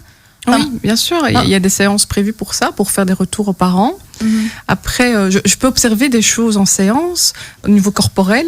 Alors moi, j'ai ma résonance tonico-émotionnelle qui c'est aussi un indice, mais je suis vigilante. Je vais pas tout de suite tomber dans des interprétations, dans des conclusions. Je vais pas tirer des conclusions. Je vais essayer de discuter avec les parents, de voir un peu, pour pas enfermer l'enfant et pour justement ne pas être dans la rupture ou le... Moi, je me souviens d'un petit garçon comme ça à qui j'avais demandé de me dessiner sa famille en animal. Et alors, il m'avait dessiné son papa en lion, sa maman en tigresse, et lui, c'était une mouche. Et alors après, je lui ai posé la question, je lui ai dit... pourquoi t'as fait papa en lion? Parce que papa il rugit beaucoup et il griffe aussi, et alors et maman elle est en tigresse. Parce que maman parfois elle fait mal, etc. Donc c'est comme ça que ça s'était venu. Et une mouche, vous imaginez l'estime de soi de l'enfant pour se percevoir comme minuscule, et en fait face à deux lions, deux animaux quand même assez violents. Alors évidemment on peut pas rentrer dans les interprétations trop vite non plus, mais ça nous permet de faire parler l'enfant et peut-être de ramener le dessin avec les parents aussi, et dire tiens, vous avez vu comment il vous perçoit, puis les parents qui vont parfois dire j'ai autorité sur mon enfant. Alors ce qu'il faut savoir, chers auditeurs, c'est que à partir du moment où on est violent, c'est qu'on n'a pas d'autorité. Si la police aujourd'hui est violente, c'est parce qu'elle n'a pas d'autorité. Je sais pas si j'ai le droit de dire ça, mais moi je l'ai dit, c'est trop tard. C'est enregistré. Mais l'utilisation de la violence, c'est un manque d'autorité. C'est la force des faibles. Et donc, clairement, ça ne sert à rien d'utiliser cette violence. On peut dire ça. C'est qu'on a de l'autorité quand on sait faire écouter l'enfant, ou on lui a mis des balises et il sait où il peut aller et où il ne peut pas aller, et quelles sont les conséquences de... Quand on protège l'enfant. Voilà, quand on protège l'enfant, bien évidemment, et qui se sent suffisamment en sécurité pour être d'une certaine manière avec nous, même s'il dépasse les limites.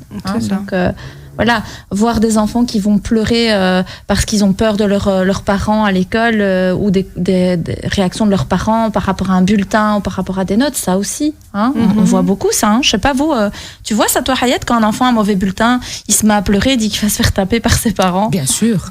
Pas que les bulletins. Le bulletin, dictée.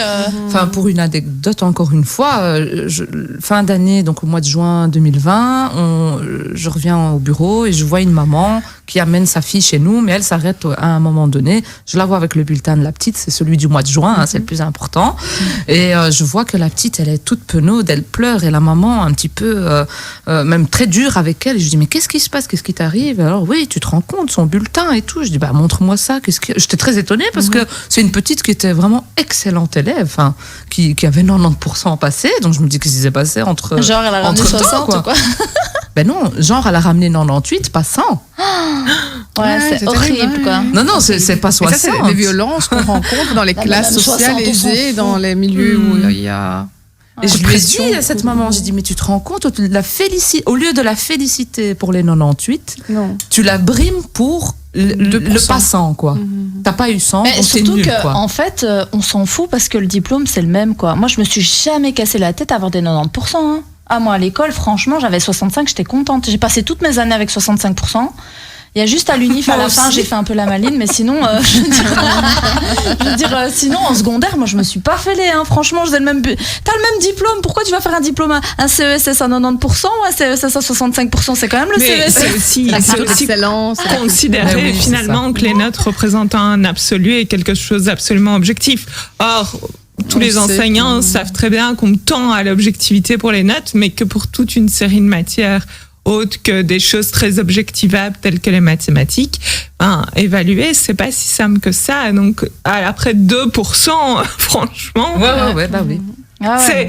c'est fou comme l'école peut être source de tension chez Exactement. les familles et où c'est pas l'objectif, c'est pas que l'enfant se réalise, apprenne à décoder le monde, Prennent du plaisir. prenne plaisir, mais oui. Mais là, on n'est plus dans le plaisir. Hein. Voilà, on c'est n'est plus du tout dans le plaisir. Et ça, je pense que, voilà, un petit message à nos politiques.